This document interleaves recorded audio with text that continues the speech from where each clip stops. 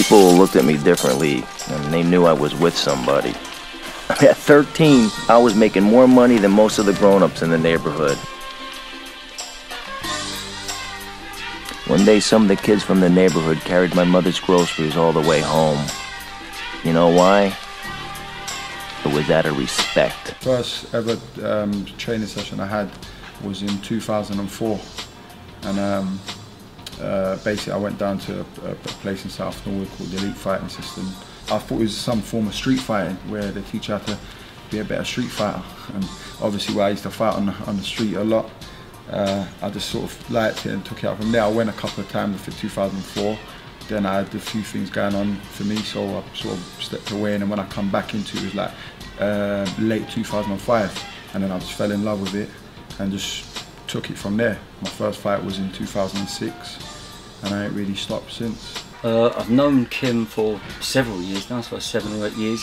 I think after 2 or 3 MMA fights he came to Kettles, and he was one of the sort of the first predominant MMA fighters I had having sort of got onto the scene. So he's quite a good striker, he's a good wrestler, and he's good at jiu-jitsu. And it's my belief that if you want to get anywhere, you've got to be fairly well-rounded at all three, and he is fairly well-rounded at all three. I've been with Alan for a long time, and I feel that his way of teaching, for me, I learn a lot off of it, and you know, I've finished a couple of my fights due to the way he's taught me how to do it, and I've sort of finished it like with elbows and stuff like that.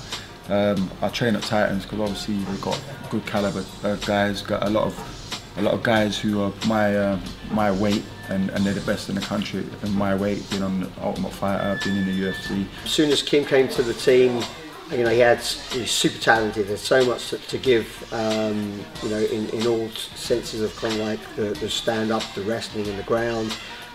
He's taken on board so much of the drills and the key stuff, but he's super strong and super talented, and I think he's someone to watch. You know? I trained with Jimmy. Obviously, Jimmy's my boy. I introduced him to the sport, really, got him his first fight and that.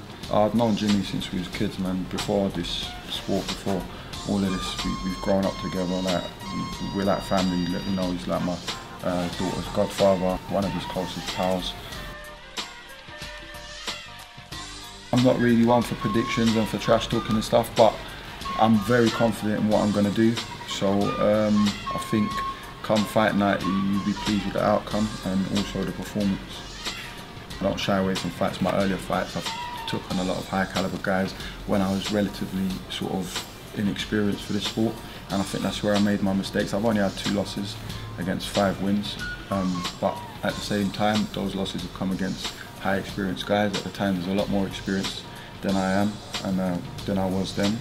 The training that I do is going to be harder than the fight that I've got, if you see what I'm saying. Now I'm a bit smarter, even though I'm a bit older and stuff. I think I'm a lot more of a mature fighter now than I was back then, and like I said, I've got a couple more years left in me, so if you follow the progress in the next couple of years, you'll see who KYM FARID is.